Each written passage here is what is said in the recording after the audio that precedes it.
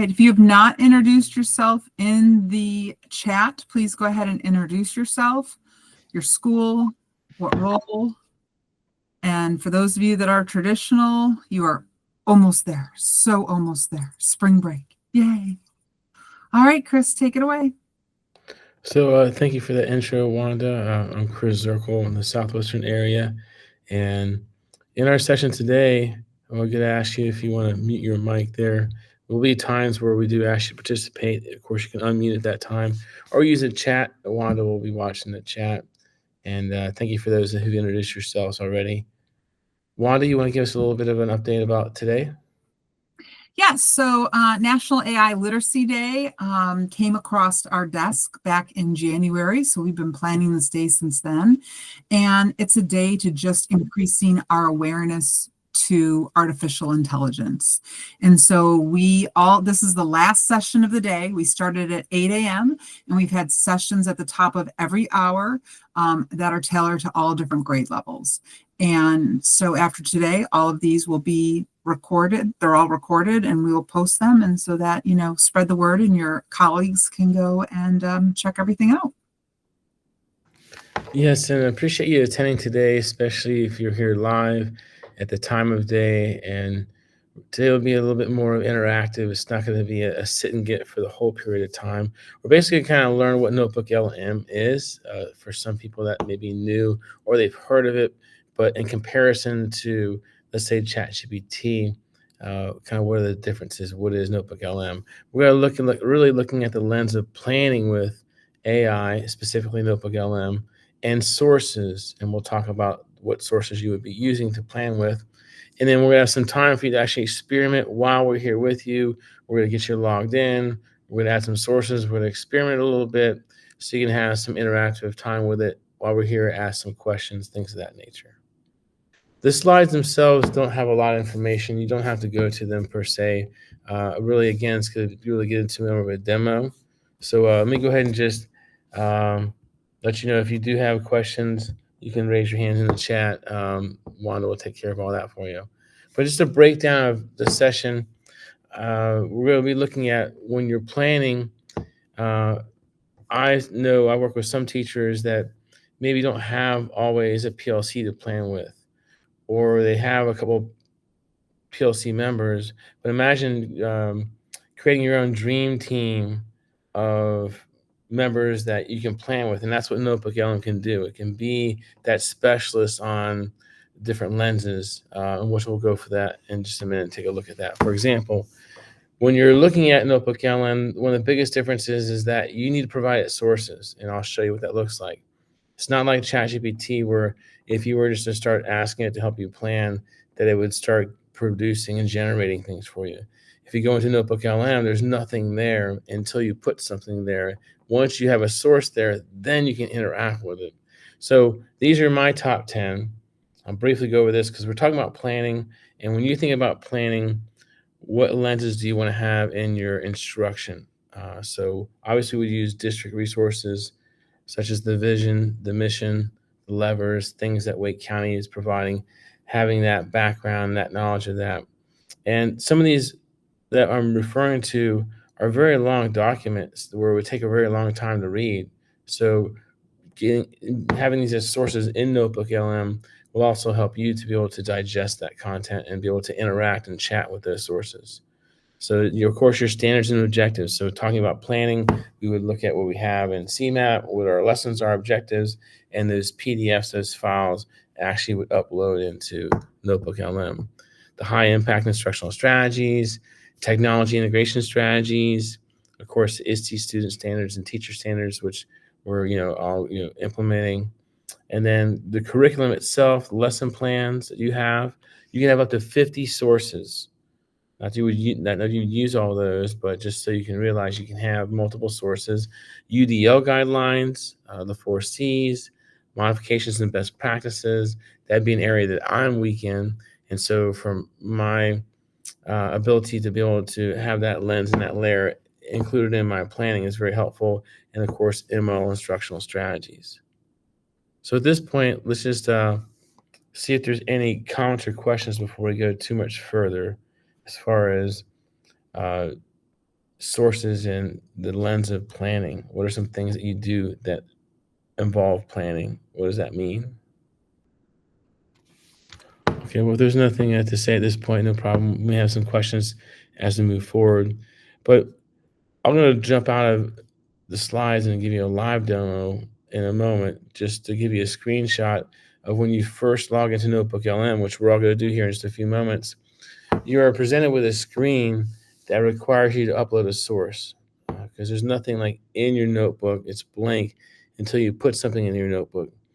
And the sources that you can provide to Notebook LM are what make it different than other AI tools such as ChatGPT. For example, you can put in links to YouTube videos, and if the transcript is provided for that video, it'll like quote unquote watch the video by reading the transcript.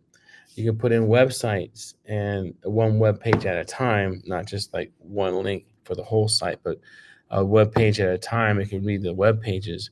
It can go and integrate with your Google and Google Docs, Google Slides, and of course, copying and pasting text, uploading PDFs, audio files, video files, so many different file formats. Once you get a source in there, this is the interface here, which I'll go over briefly, and then we'll all jump in and log in. Just don't want you to be overwhelmed when you first get in. You'll know the steps to add a source. Then when you get in, on the left will be blank for you at first, maybe one source, and you'll add the various sources. So all the sources I told you in my top 10 are in this list on the left. And then I would add on the near the bottom my specific lesson or text at the moment that I want to plan with. And in the center is where you start chatting. You get summaries, and you have a box in the bottom where you can chat with all of the sources at once, or you can uncheck all the sources and just check one source at a time, or multiple sources and chat with just those in particular. It also has capabilities to create a podcast, which will demonstrate, sample that in a moment. It'll have briefing documents. It just added mind maps, which isn't in my screenshot, study guides, timelines, FAQs. So let's go ahead, and you can like verbally listen to me from this point if you want, or if you want to just continue watching and not do what I'm going to show you. But I'm going to actually go ahead and navigate to Notebook LM. So if you want to, you can do the same here at this moment. And when we navigate to Notebook LM, how does one do that if I've never ever gone to Notebook LM? That's a good question. I typed in Notebook LM, and my browser had the URL memorized, but if you do type in Notebook LM, most likely it's going to be your first or second one if one's an ad. And when you do get to the Notebook LM homepage, which is notebooklm.google, you'd see a Try Notebook LM button. And in Wake County, we use our Google credentials. So you would log in with your Wake County Google account, which I'm going to go ahead and switch to here. And we don't have access to Plus, so that's one thing that is a little bit different. But there's so many features. I really haven't run into any limitations that you would need Plus for.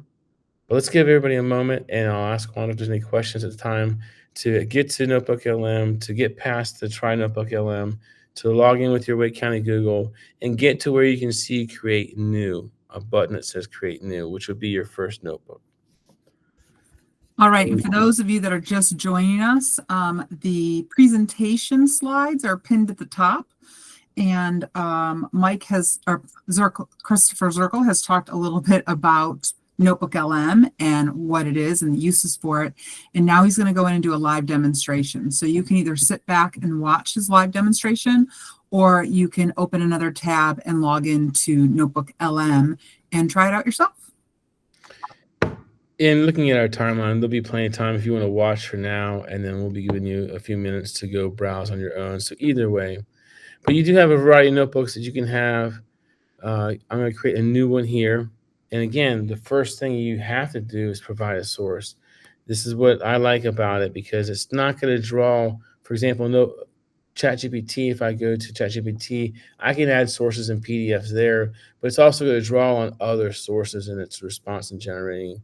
And here, Notebook LM wants to use a source, and it cites the source you give it throughout its whatever it generates for you. So I'm going to go ahead and choose, for example, I'll just choose a file here, and I'll find a PDF here that I can use. PDF audio file. It could be, let's go ahead and add this PDF here. Open that up. It's going to go ahead and give you a summary of that source. On the left, you can see is where the source is. So you have to add something to get started with. So what I recommend you add would, if you have time in a few moments, will give you to navigate to CMAP to get the next unit you're about to work on. The overarching unit PDF. There's going to be other documents inside of that you would maybe open up, like specific lessons and so forth. But if you can find the overarching next one, that'd be a good place to start, because we want to look at, and here we can get into more discussion than more Notebook LM specific, is when we're talking about planning and we're talking about streamlining our planning, how is it that Notebook LM can help us do our job more efficiently? How can it save us time? So when I work with teachers, when DLCs work with teachers, we're not subject matter experts on all curriculums.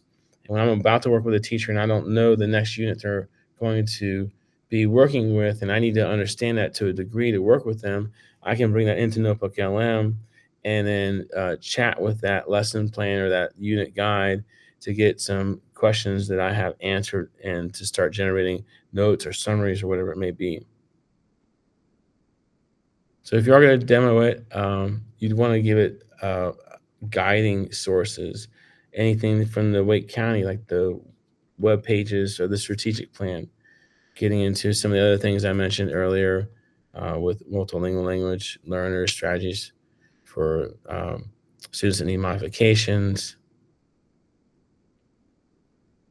So let's pause again here to see if there may be any questions or comments about getting started with that, because you have to have at least one in there for it to start functioning. And then I'll get into some of the other features here in a moment. We actually do have some questions. One question is, if I have several notebooks, but I want to use the same source in all notebooks, do I have to upload that source to the notebook every time? Yeah, there's benefits to that. And there's obviously, like you're saying, not so. You'd have to add it to each one. If you want something done like a study guide or a timeline or F&Q on one source, then especially with the podcast feature, which I'll just show next after we check our next couple of questions, you almost want to have one notebook that you only use to do things with one source with, because once you start blending sources, it synthesizes all the sources together and produces something new that if you use that one source alone would be different. So if I hit generate on this podcast on the right, I'll get a podcast on this one source. But if I start adding other sources, then it's going to merge all those sources into the podcast. And then another question we had, which I can help answer, is what's the difference between Notebook LM and ChatGPT? Well, when we're using Notebook LM is only researching whatever sources we put in there. So if I'm doing something for marching band and I want to put sources in there for music and cadence and, foot techniques and things like that, and then I want to ask questions pertaining to my marching band, it's only going to gather from the information I put in there. It doesn't go out into the large language model like ChatGPT. It's only going to search whatever resources you put in Notebook LM.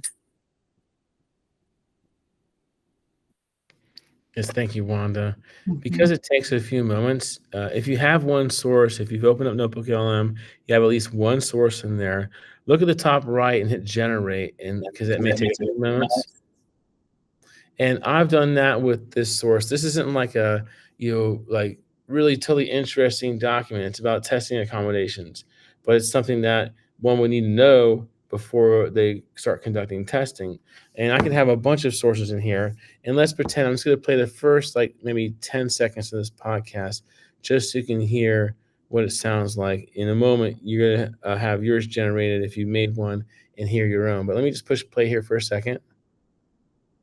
Okay, this is just a sample. We're And not so, we're not hearing the sound on that.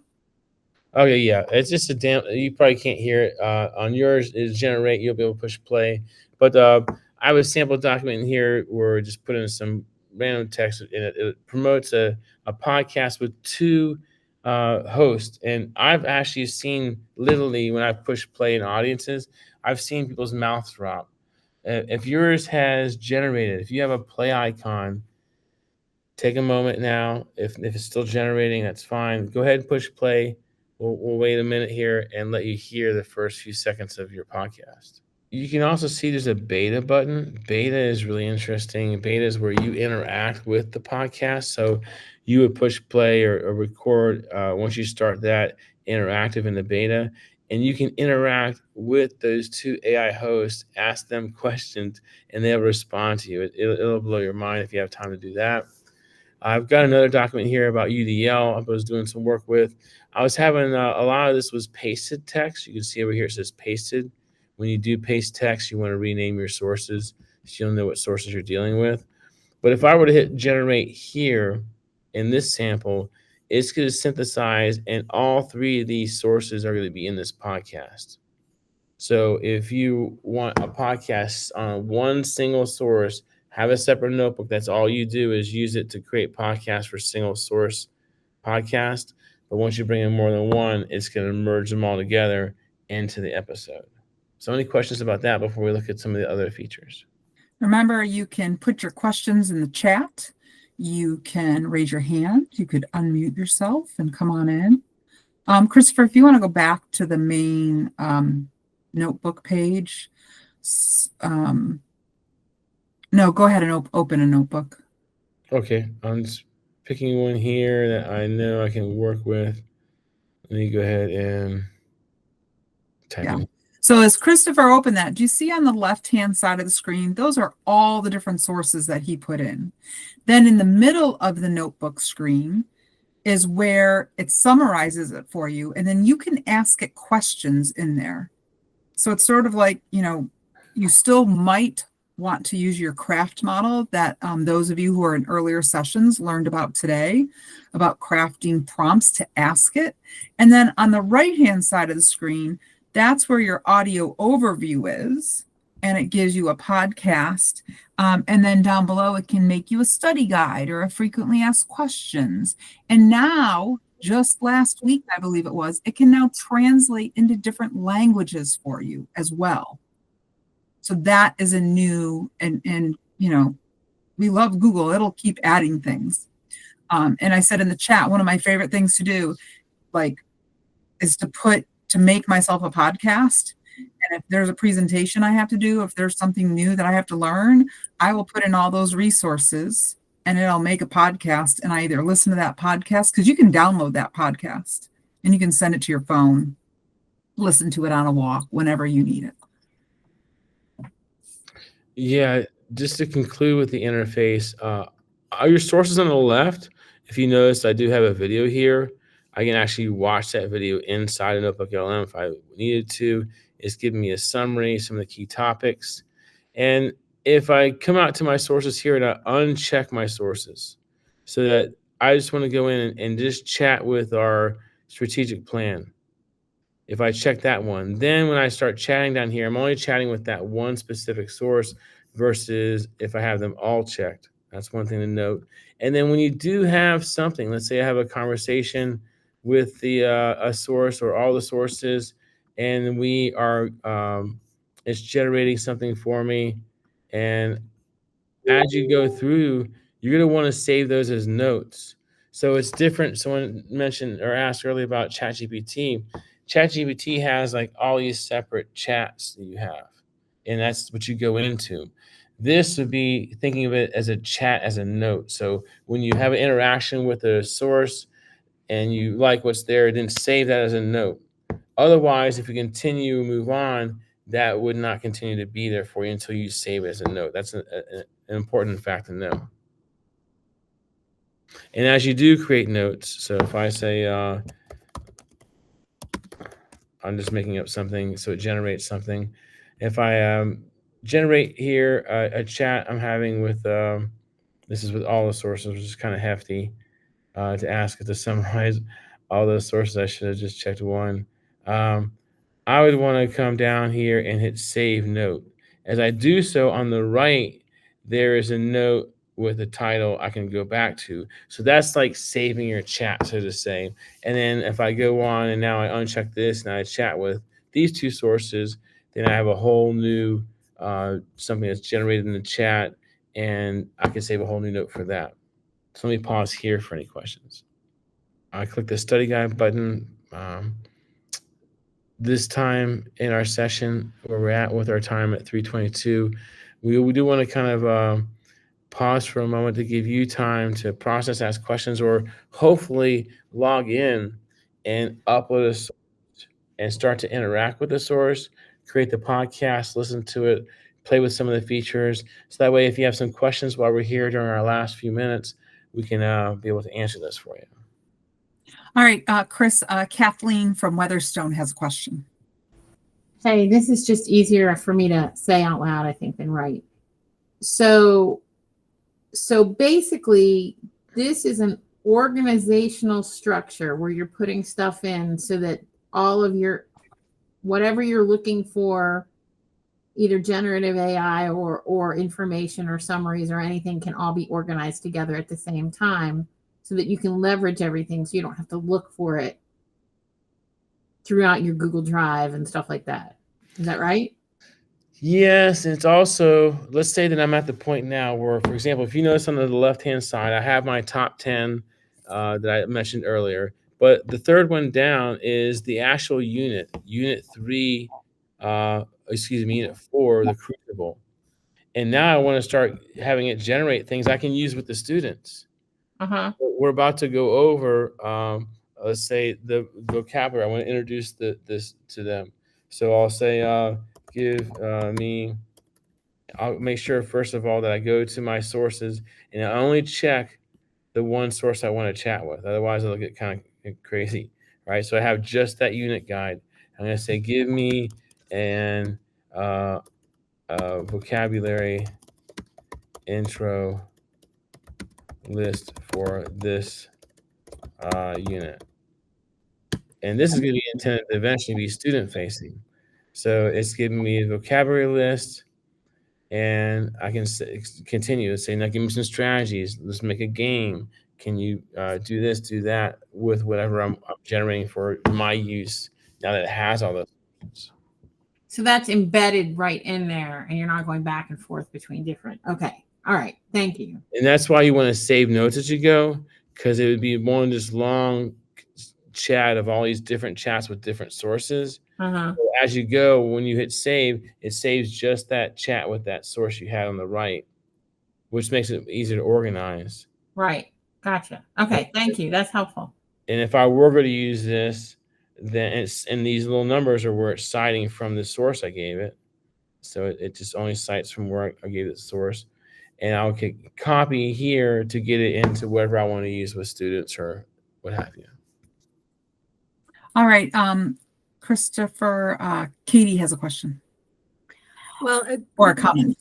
More of a comment. I wanted to add on to what Chris was saying for Kathleen as well. I think the other important thing to remember is tools like ChatGPT are going to pull from its training data, whereas with Notebook LM, it's going to pull from the sources you upload.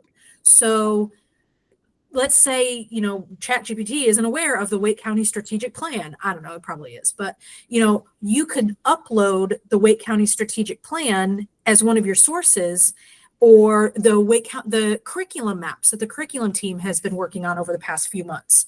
ChatGPT might not be aware of those curriculum maps. And so you could add those as a source with the standards, with the, Bloom's taxonomy, for instance, and ask it to create questions aligned with the standards that fit in lever 2 of the learning model, right?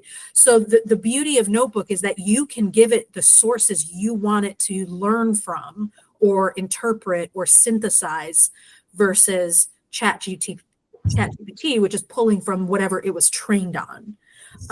So it's restricting it to what you've uploaded. Correct. And as Chris has kind of been showing, Gotcha. you can even restrict it further and only pull from a couple of your sources, Right. as opposed to all, however many you might upload.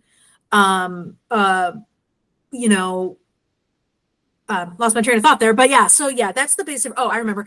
And the other thing to note too is that it's a Google product and it's associated with our Google Workspace. And so it's considered a secure environment. Now we still want to be, relatively cautious with, PII, personally identifiable information and all of that. But it's technically a secure place where we can upload things that I would not upload maybe to ChatGPT. And so which of course sometimes requires the paid version anyways. But yeah, so just a couple of points there about that. And as Chris mentioned, I learned the hard way, definitely save your question, your interactions with it, because they will also disappear too. So for example, I could pull something from CMAP, put it in there as a resource, because even though I'm an AIG teacher, say I've got kids who are struggling with a particular concept or haven't mastered it the way that I want in order to push them forward, I could ask it to come up with something that is an alternate activity to help reinforce what that is and try and stretch it at the same time. And it would just look at that, whatever I put in from CMAP and the standards and all that other stuff. Okay, thank you. That's very helpful. I find it so great because it can be aligned to our visions, our vision, our standards, our district expectations. It's not whatever some, other model has been data trained on. Right. We can really make sure it's what we want to do here in Wake County. Okay. Thank you. Sure. I have to go because I have dismissal, but thank you very much for everything. No problem. And in closing, I know we're 2 minutes out, and Wanda has 2 slides to go over about in our closing. But on the left, in my demo, I took the unit guide along with high impact instructional strategies and asked it to make me an introductory activity for the unit for groups. It gave me the steps. It gave me the directions from a teacher perspective and even reasons why this is an effective strategy to use. And it would take me a while to go through those strategies and the unit guide to be able to develop all that, where it did that for me from those sources. And I know we're almost out of time, but Chris, I just want to make a point, just because I do know we have a few people here who are not classroom teachers. Think about how you could use Notebook as well with, as a coach with adult learners that you work with. If you upload in your sources things that you want your teachers to work on or to learn from, and interact with, you can create that notebook for them that they can interact with based on what you want them to work on. But I have dropped the feedback survey in for us. Okay. And I'm going to go back a slide here. And, we learned a little bit about today how Notebook LM is different from ChatGPT. Katie did a great job of explaining that. Chris did a great job of explaining the features that Notebook LM has, asking it questions, creating a podcast, guides, and we can put it into different languages. And, so think about these questions, whether you're here in central office, whether you're at a school, or whether you're a leader at a school, think about how you can have your staff use Notebook LM. Feel free to reach out to your digital learning coordinators. This page goes to the different areas. And you also have in the chat already the feedback form. The feedback form is a twofold. It's going to ask you if you would like assistance from a digital learning coordinator. And then it'll say, what did you like about today's presentation? Would you like more of these presentations in the future? We can always meet virtually. And of course, we can always record things. So go ahead and fill that out. And thank you for joining us today. And if you are traditional, go and enjoy your spring break. And if you're not traditional, well, we will see you Monday morning. But thanks for joining us.